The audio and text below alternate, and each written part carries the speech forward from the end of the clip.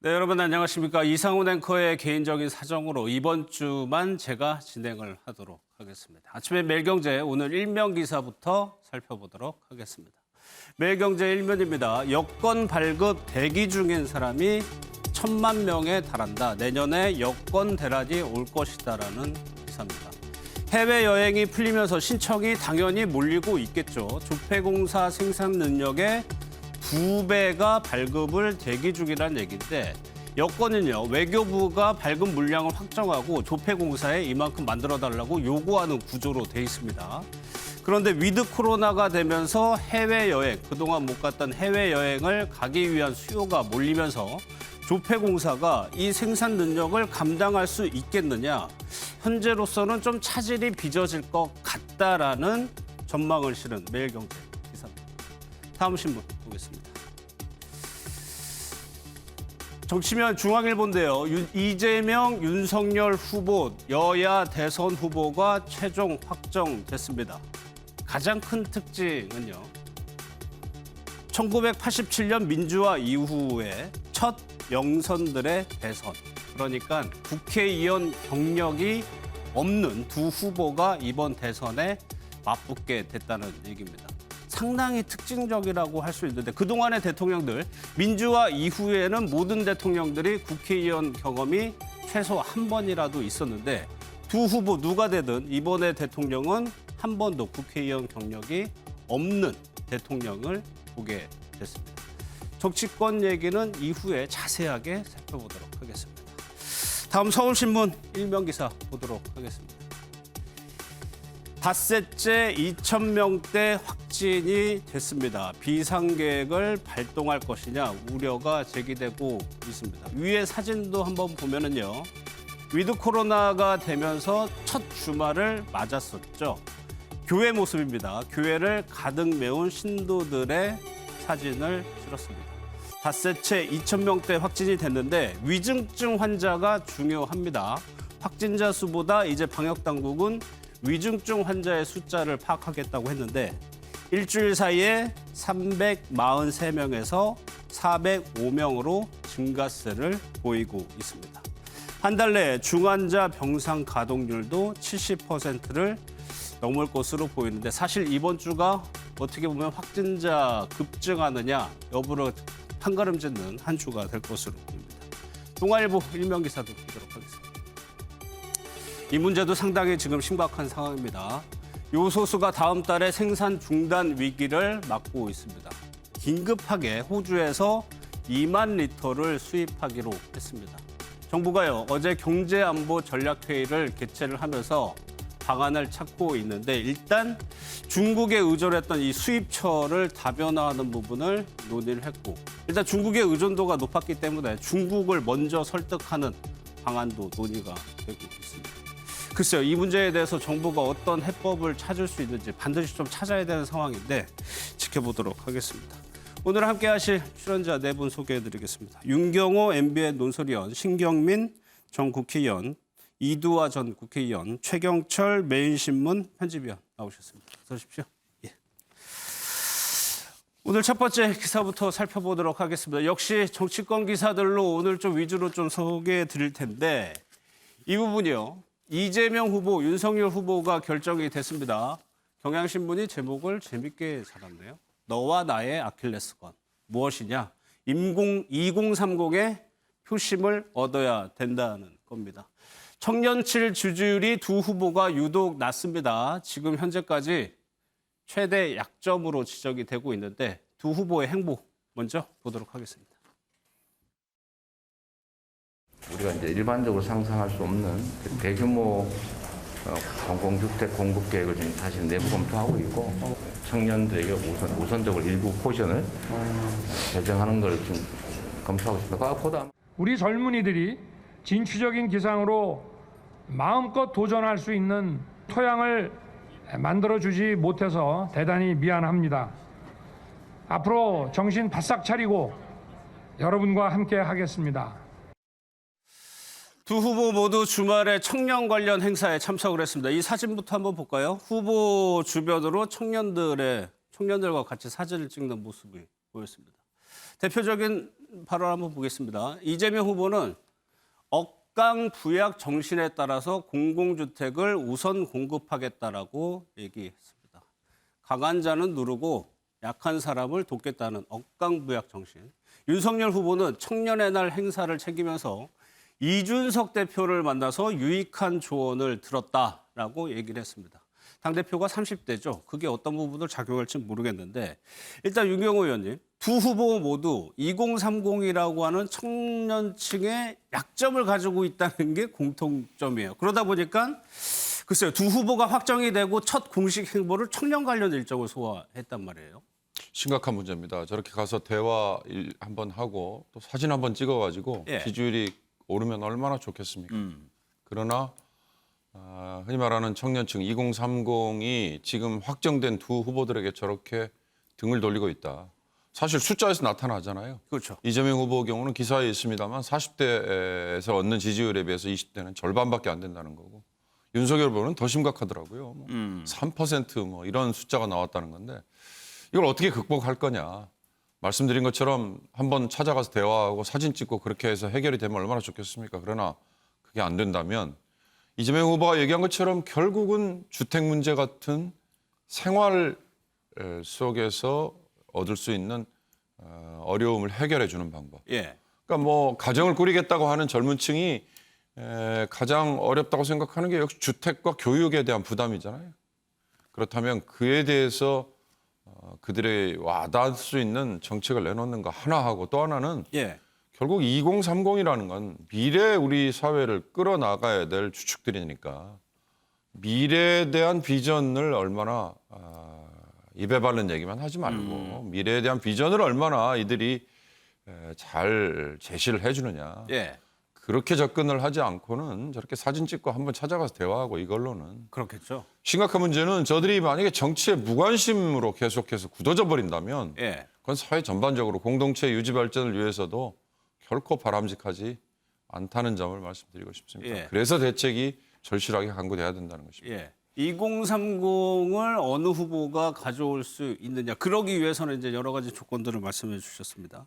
구체적으로 그러면 각 후보들의 동향을 좀 살펴보도록 할 텐데 이재명 후보부터 좀 살펴보도록 하겠습니다.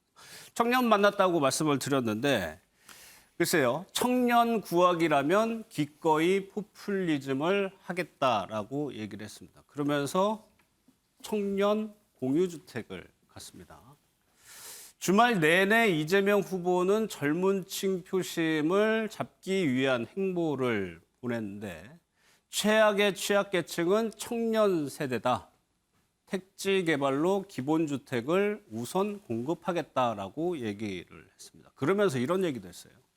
백성이 굶는데 쌀을 비축해봐야 무슨 소용이 있느냐라고 하면서 재난금을 반대했던 윤석열 후보를 겨냥을 했습니다. 신경민 의원님, 네. 청년들이 지금 가장 힘들어하는 문제가 주택이거든요. 부동산. 뭐 주택이 우선인데요. 예. 뭐 세 개가 패키지로 가는 거죠. 주택하고 이제 결혼을 하기 위해서 직업이 있어야 되고, 예. 그 다음에 보육이 기성세대들이 생각하는 것보다 훨씬 더 심각합니다. 보육이라 하면 아이를 가르치고 교육을 하는 건데요. 이 세 가지 세트 중에 하나라도 빠진다면 청년들은 미래를 기약할 수가 없다는 거죠. 그래서 지금 주택부터 시작을 했는데 아마 세 개의 정책을 패키지로 놓고 네. 전반적으로 아마 이제 대선 지금부터 이제 이번 주부터 본격적으로 들어가는 거 아니겠어요? 아마 굉장히 많은 정책과 공약들이 쏟아져 나올 것으로 판단이 되는데요. 네. 지금 청년들이 왜 두 후보를 여야의 1위 후보, 이제 정식으로 후보가 된 1위 후보를 그 사이에 외면했는가에 대해서 심각하게 고민을 해야 되고요. 주택만 가지고 이게 해결되지 않습니다. 이 세 개를 패키지로 놓고 기성세대와 또 조율을 해가면서 예. 정책을 조율을 해가야 되는데 이번에 대선에 어려운 점이 놓여 있습니다. 예, 알겠습니다. 또 하나의 일정을 소화를 했나 봅니다. 좀 예능 프로에 이재명 후보가 나왔었는데 사실 이 프로를 좀 잠깐 설명을 해드리자면 저희 같은 좀 언론사에서 할 수 없는 질문들을 해주는 좀 프로예요. 이재명 후보에게 이렇게 물어봤습니다. 말죽거리 잔혹사라는 영화가 있고 아수라라는 영화가 있는데 두 가지 영화 중에 어떤 거를 보고 싶으냐. 그러니까 이재명 후보가 이렇게 얘기를 했습니다. 말죽거리 잔혹사보다는 아수라가 더 재미있다. 글쎄 이거 영화 내용까지 제가 설명을 드려야 될 대부분 아실 것 같은데 곤란한 질문에 진땀을 뺐다는 얘기입니다.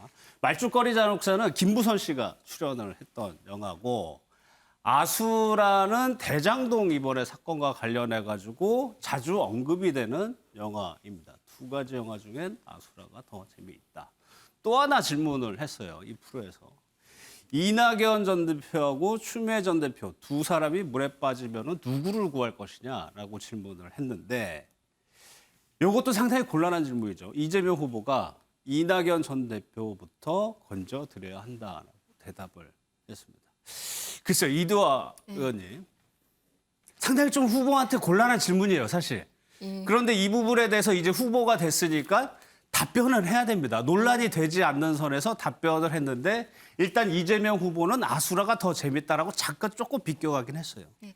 근데 저도 이제 윤석열 후보가 이렇게 그 당 후보로 선출되기 전에 이 SNL 코리아에 출연을 했었어요. 아, 예, 예. 그리고 홍준표 전 후보도 여기에 출연을 했었는데 정치인들이 이 정치 풍자 이 프로그램이라고 할 수 있는데 이게 또 그 원래 하던 데서 이제 우리가 회사 이름 얘기하면 안 되죠. 이제 모 회사로 이제 이게 예. 인수가 되면서 거기서 하면서 좀 더 자유롭게 정치 풍자를 하면서 좀 더 이렇게 심도 깊게 풍자를 하는 것 같아요. 근데 이게 밸런스 게임이라 그래서 두 가지 질문을 던져서 보통은 저희 곤란하면 아유 뭐 둘 다 하기 싫습니다. 둘 다 안 하고 싶어요. 이렇게 얘기하고 넘어가잖아요. 그냥 프로그램에서. 그렇죠. 근데 여기는 반드시 답변을 해야 되는 거예요. 둘 중에 하나를 선택해야 돼요. 무조건 하나를. 네, 무조건 하나를 네. 선택해야 돼서 그걸 비켜갈 수가 없어서 어쩔 수 없이 말죽거리 잔혹사와 아수라 중에 고민을 많이 하시다가 이제 아수라가 영화가 더 재밌다 이렇게 해서 대답을 하시는데 그러면 이제 이 영화 두 개가 나오면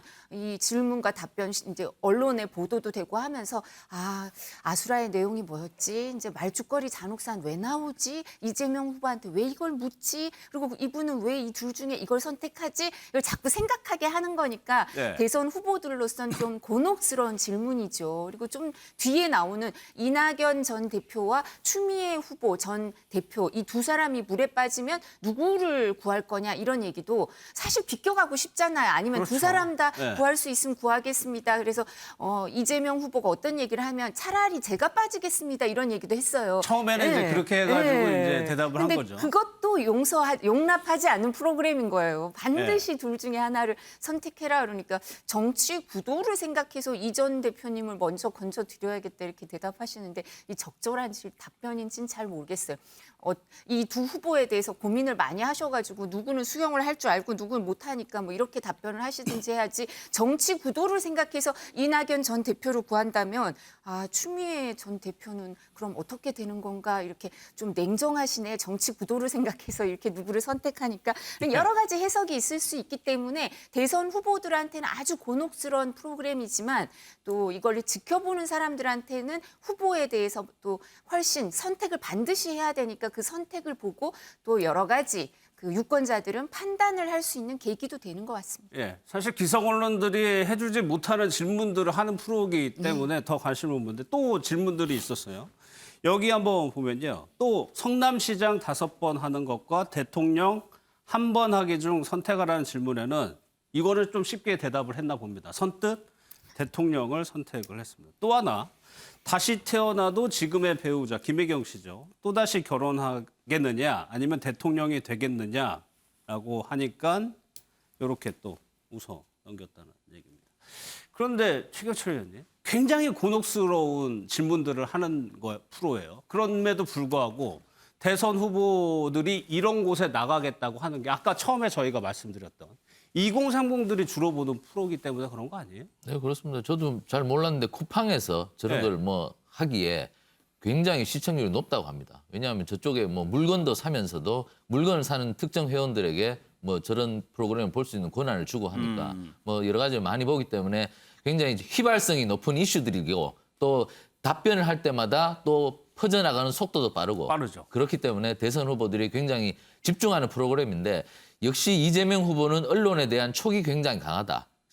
이재명 후보에 대해서 굉장히 좀 비토를 하는 분들이 많은데 예. 이재명 후보는 지금 기사 말미에도 있지만 아내에 대한 사랑, 지금 다시 결혼하고 싶은 여자, 항상 이재명 후보가 딱딱하고 냉혈한이다. 뭐 예. 이런 굉장히 좀 비판이 많지 않습니까? 하지만 이재명 후보는 언제나 나는 가정을 중시하고 나는 인간미가 넘치는 따뜻한 사람이다. 이것을 마지막에 또 굉장히 부각시키면서 뭐 언론을 충분히 활용했는 것이 아닌가 보는데 제가 인터뷰를 할 때도 이를 봅니다. 이재명 후보가 항상 강하게 얘기하면서도 항상 그 강한 절반만큼은 자신의 인간미를 호소하는 그런 얘기를 많이 해요. 제가 인터뷰할 때도 느꼈는데 나는 따뜻한 사람이다. 그렇기 때문에 나에 대해서 싫어하는 사람을 잘 이해를 못하는데 나를 알게 되면 나에게 정말 표를 줄 것인데 왜냐하면 나는 인간적이고 따뜻한 사람이니까 항상 앞으로도 그런 것을 계속 강조할 것 같은데 그것이 먹힐지 안 먹힐지는 두고 봐야 될 것 같습니다. 제가 네. 조금 보완해서 설명을 드리자면 이 대선 후보들이 예비 후보를 포함해서 이제 출연을 하면 항상 저 질문 다 물어봤어요. 아내와 결혼할 거냐, 다시 태어나면 이건 공통 대통령 질문이에요? 네, 공통 질문이에요. 그리고 모든 그 홍준표 후보 전 후보도 그렇고 윤석열 지금 이제 후보도 그렇고 이재명 후보까지 모두 다 예. 배우자와 다시 결혼하기를 선택했습니다. 이재명 후보만 선택한 게 아니고 다른 분들도 출연한 분들이 알겠습니다. 똑같은 선택을 했습니다. 사실 이 질문은 노무현 전 대통령의 선례가 있기 때문에 그때 너무 강렬한 인상을 줬던 답변이 있어가지고 사실 이런 거에서 이런 대응이라는 거에 대해서 이제 유권자들이 상당히 민감하게 반응하고 확산소도 크기 때문에 앞으로 이런 일들이 계속적으로 있을 것 같다는 생각도 듭니다. 다음 기사 한번 보도록 하겠습니다. 청와대 관련 기사인데 윤석열 후보가 선출이 됐습니다. 그렇다면 청와대는 어떤 대응을 하느냐도 관심이었는데 문재인 대통령은 긴 침묵을 이어가고 있습니다. 청와대에서는 앞으로도 윤석열 후보와 관련해서 후보로 선출된 거에 대해서요. 메시지를 낼 계획이 없다라고 얘기를 했습니다.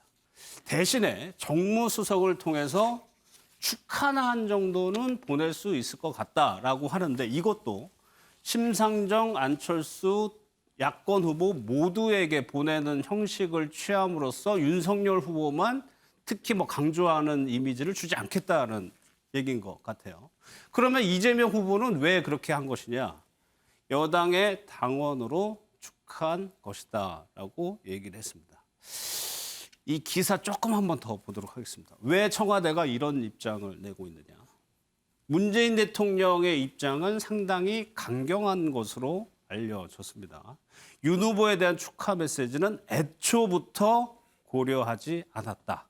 애초부터 고려하지 않았다.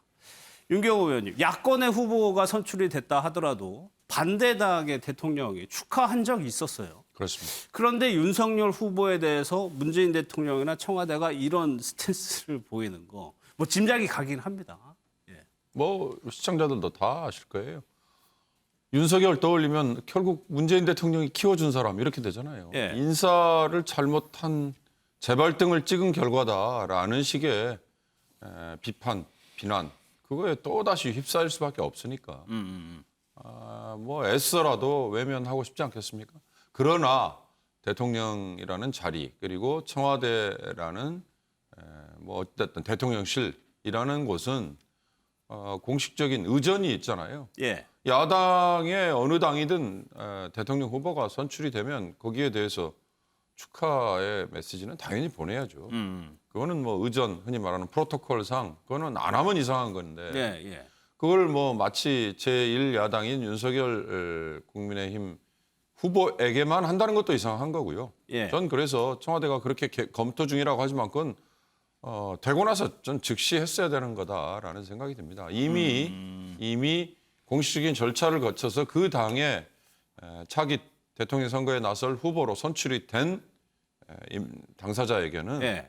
정무수석이 대통령을 대신하는 거니까 뭐 그런 난을 보내든 어떤 형식이든 간에 예. 축하의 뜻은 보내고요. 다만 윤석열이라는 이 정부의 검찰총장 출신이 됐다는 거에 대해서는 거듭 예. 말씀드리지만 결국 인사 패착에 대한 비판 그게 가장 아프지 않겠습니까? 예. 그러니까 이 부분인 것 같아요. 지검장이랑 검찰총장으로 파격적으로 발탁을 했죠. 문재인 대통령이 윤석열 후보를. 그런데 이후의 행보를 보니까 깊은 배신감을 느끼고 있을 것이다. 왜냐하면 윤 후보는 문재인 정부 심판을 자신의 대선 출마 명분으로 내세웠죠. 최경철 위원님, 그러면 이게 이 부분, 그 윤석열 후보는 뭐 문재인 대통령을 꼭 만나고 싶어 하느냐, 뭐 이 부분도 봐야 될 것 같지만 야권의 대선 후보로 최종 확정이 됐습니다. 그 전에도 현 정부의 인사들이 야권 후보로 많이 나오긴 했지만 결과적으로 이렇게 됐단 말이에요. 앞으로 청와대 관계는 어떻게 좀 보세요? 예상을. 윤석열 후보는 청와대에 대해서 나를 좀 더 세우겠죠. 뭐 그 대선 후보로 당선되자마자도 청와대에 대해서 기자회견을 통해서 나를 세웠습니다. 근데 문 대통령이 윤 후보에 대해서 지금 좀 냉담한 태도는 사실 임기 말에 대통령으로서는 조금 실망스러운 부분이 있죠. 문 대통령이 사실 그 인간적으로 배신감을 많이 느낄 겁니다. 청와대에 문 대통령이 5월 10일 날 들어갔는데 2017년 5월 19일 날 서울중앙지검장을 청와대에서 임명합니다. 법무부 장관을 임명하지도 않았는데 청와대에서 서울중앙지검장으로 파격적으로 윤석열 총장을 서울중앙지검장을 임명하고 그리고 또 파격적으로 검찰총장까지 시켰죠. 그런 측면에서 문 대통령이 갖고 있는 윤 총장에 대한 인간적인 배신감은 누구나 수긍할 겁니다. 하지만 문 대통령은 가장 중요한 가치로 협치를 내세운 바도 있습니다. 항상 협치를 하겠다. 취임 이후에 계속 말씀하셨고 최근까지도 말씀하셨습니다. 하지만 제1야당의 대선 후보에 대해서 만나지 않겠다고 말씀하신 건 조금 통 큰 정치 그리고 협치와는 좀 거리가 있는 것이 아닌가. 아무리 윤 총장이 뭐 윤 후보가 지금 청와대에 나를 세우고 지금 이 집권 세력을 심판하겠다고 나온 후보이지만 그렇다 하더라도 협치를 강조한다면 제1야당의 대선 후보를 한번 만나거나 축전 정도 한번 보내는 것이 앞으로도 그 다음 정권에서도 협치를 중요시하는 정권이 들어서고 그리고 이 나라의 통합에도 조금 도움이 되지 않을까. 우리 대통령께서 그런 부분은 조금 아쉬운 부분이 있습니다. 예. 정무수석을 통해서 축하난을 보낸다고 하니까 정무수석이 실제로 가가지고 어떤 메시지를 또 내놓을지도 좀 관심일 것 같습니다. 다음 내용으로 좀 넘어가겠습니다. 윤석열 후보가 지난주 금요일에 이제 최종 확정이 됐죠. 앞으로의 행보가 이제 관심입니다. 컨벤션 효과라고 하는 것들도 얻어야 할 테고 어떻게 하기로 할까요? 윤석열 후보는 광주와 봉하마을을 방문하기로 했습니다. 그러면서 용광로 선대위를 구성하겠다라고 얘기를 했습니다. 첫 번째 일정으로는 가락시장을 갔습니다. 후보들이 시장 많이 가죠. 민생을 보듬기 위한 행보로 해석이 될 수 있는데 10일에서 11일 광주하고 노무현 전 대통령의 묘소를 찾겠다라고 얘기를 했습니다. 이두화 의원님께 여쭤볼까요? 당연한 수순이기도 했고 그 전부터 광주 언제 가느냐에 대해서 여러 가지 추측이 나왔어요. 가긴 가야 되지만 가는 방식과 가서 어떤 메시지를 낼 것이냐 더 신중해야 되거든요. 예. 그러니까 지금 그 경선 과정에서 박주선 전 부의장이나 아니면 김동철 전 의원, 민주당의 호남 지역구를 둔 의원들이 지지 선언을 했었습니다. 그러니까 그분들이 어떻게 얘기하셨냐면 앞으로 본인들은 정치를 할 게 아니지만 이대로 두고 볼 수 없다고 윤석열 후보한테 힘을 실어주겠다고 지지 선언을 하신 바가 있는데 그러면서 이제 박주선 전 부의장 같은 경우는 다선 의원이니까 어떤 얘기를 하셨냐면 윤석열 후보가 광주를 찾아가는 경우에 경선 이후에 좀 가면 좋겠다. 그 전에 가는 것보다 오히려 진정성을 보이고 또 조금 하루 갔다 오는 게 아니라 1박이라도 하는 게 좋겠다. 그런 얘기를 여러분들이 해주셔서 이제 가는 건 정해져 있었는데 그러면 말씀하신 것처럼 어느 정도 머물고 언제 가느냐 그런 부분을 이제 경선 이후에 가는 걸로 하고 그다음에 지금 하루 정도 1박 2일로 가는 거지 그냥 당일로 가는 게 아닌 걸로 저희도 알고 있고요. 그리고 오늘 이 시간에 아마 현충원 가 계실 거거든요. 그러니까 지금 첫 행보를 이제 가락시장으로 한 것도 보통은 첫 행보가 현충원을 많이 가세요. 그렇죠. 예, 근데 현충원과 대전 현충원은 그 정치를 시작하면서 다 다녀왔기 때문에 그래서 좀 전에 우리 앵커가 소개해 주신 것처럼 민생에 관심을 보이는 모습. 그래서 그 부분 때문에 가락시장을 가셨고 오늘은 여기 현충원 참배하고 나서 최고위원 회의 예. 가고요. 그다음에 의원총회를 가서 당의 현직 의원들하고 현역 인사하고. 의원들하고 인사를 하고 그리고 오후에는 캠프 해단식이 있고요. 그러고 나서 말씀하신 것처럼 이제 광주 그리고 1박 2일로 머물고 그다음 바로 봉화마을로 아마 가실 것 같아요. 연달아서. 그래서 이런 부분 행보를 보이는 거기 때문에 이제 여러 가지 의미가 있는 거죠. 이재명 후보는 대전 현충원을 가시고 여기 동작동 현충원을 안 가시더라고요. 아직. 계속 이재명 후보하고 이제 비교하고 1대1 말씀하시- 구도니까요. 저희는. 예, 알겠습니다. 뭐 입장이 있으시. 그런데 가더라 신경문제 글쎄요. 그도 그 전에 이제 전두환 전 대통령과 관련한 발언 네. 등등으로 해가지고 호남 분들이 굉장히 좀 불쾌하신 분들 많았을 것 같아요. 실제로 간다 아까 청년들 만나는 네. 것처럼 그게 형식적으로 비춰진다고 한다면은 큰 도움은 안 되는 수도 있는 거거든요. 광주를 좀 늦춰서 예. 당선 이후, 그러니까 후보 결정 이후에 가기로 한 것은 잘한 결정 같습니다. 만약에 그 당시에 급한 불 끈다고 바로 갔더라면 틀림없이 격한 광주의 반응을 맞닥뜨릴 수밖에 없고요. 예. 그 모습이 또 경선에도 영향을 미치지만 윤 후보 개인에게 굉장히 오랫동안 각인이 될 거거든요.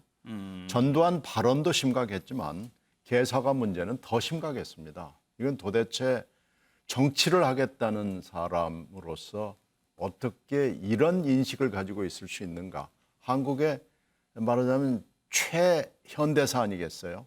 예. 가장 근접해 있는 정치인이면 누구나 맞닥뜨릴 수밖에 없는 현안에 대해서 저런 인식을 가지고 있고 그 인식을 지적을 하니까 마지못해 처음에 유감이다가 사과였다가 사과 시리즈를 3개나 자신의 화분이 좀 커졌죠. 네, 예. 인터넷에 하면서 마지막 개사과는 어떻게 보면 활용점정 같이 돼버렸기 때문에 이것은 본인이 풀 수밖에 없습니다. 이걸 푸는 형식에 있어서는 아까 박주선 전 부의장 말씀을 했는데 그 충고를 받아들여서 경선 끝내고 후보 결정 이후에 가기로 하고 1박 2일로 하기로 한 건 잘한 결정으로 보입니다. 이제 문제는 모레잖아요. 모레하고 글피 어떤 행보를 광주에서 보일 것이냐, 어디를 가서 누구를 만나서 무슨 얘기를 할 것이냐 하는 하나하나가 매우 민감한 문제고 윤석열의 정치적 가능성, 앞으로의 향배를 보여줄 겁니다. 예. 제가 조금 보충해서 꼭 좀 말씀을 드려야 될 것 같은데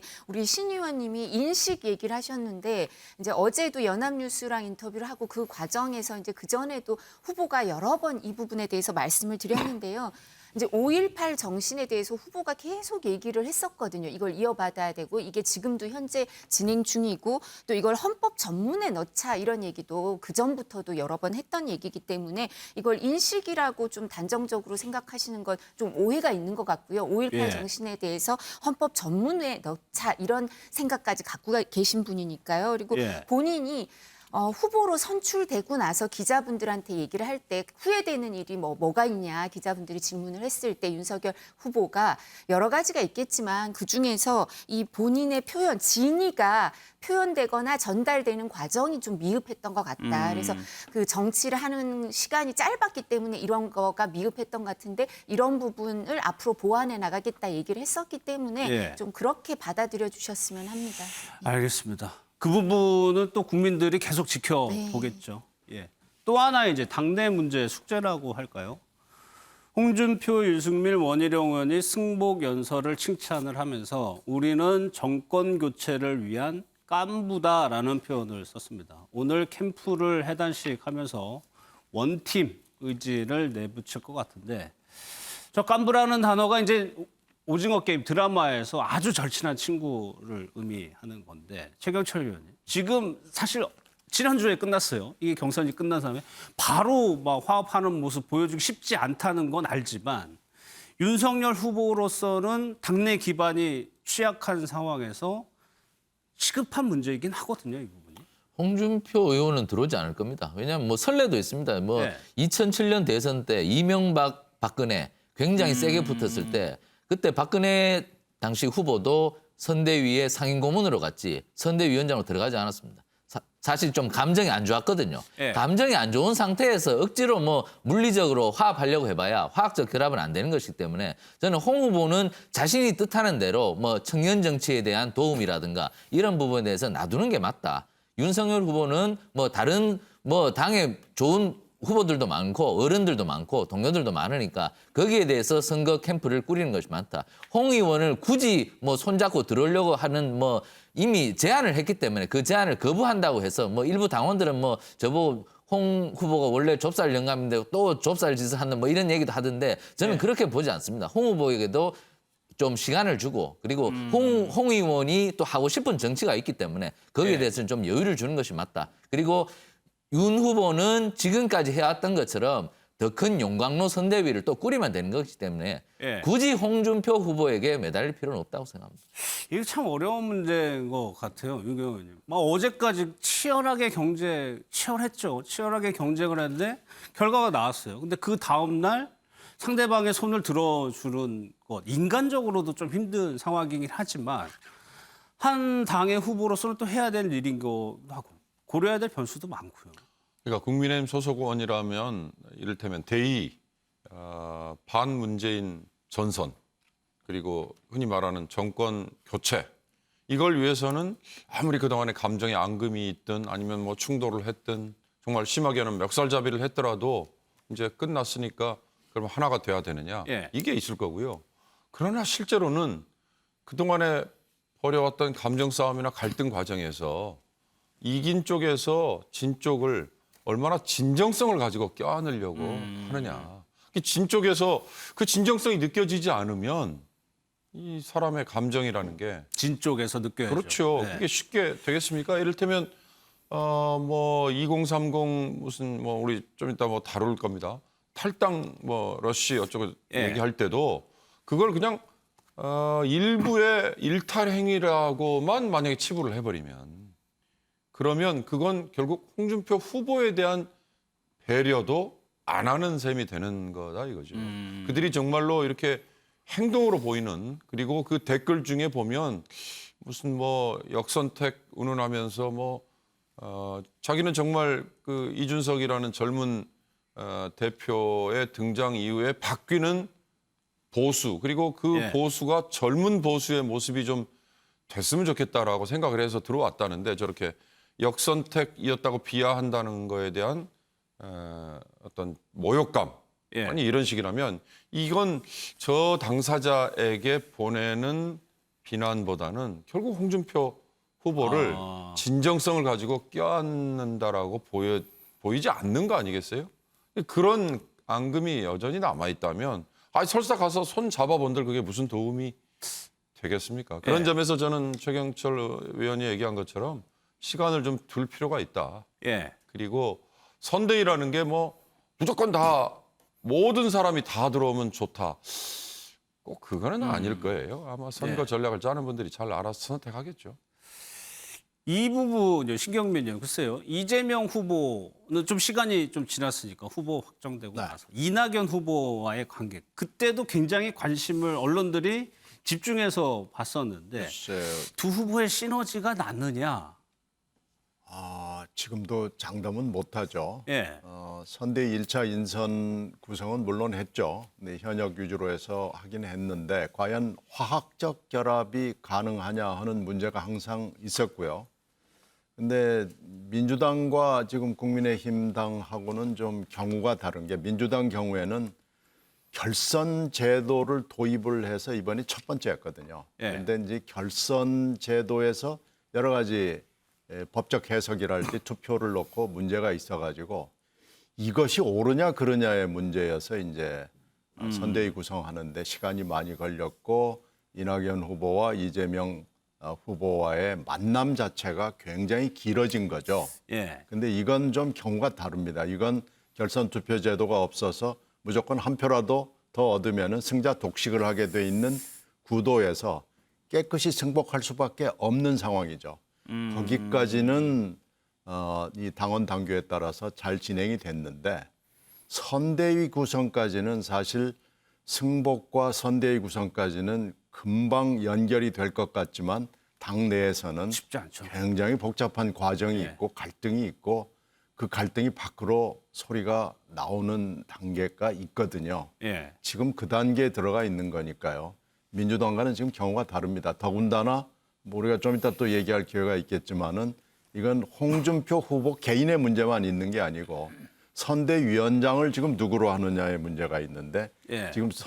지금 거론되는 선대위원장과 홍준표 후보와는 거리가 너무 멉니다. 따라서 지금 홍준표 후보가 나 들어갈게 이렇게는 못할 겁니다. 그건 거의 지금 가능성이 없어 보입니다.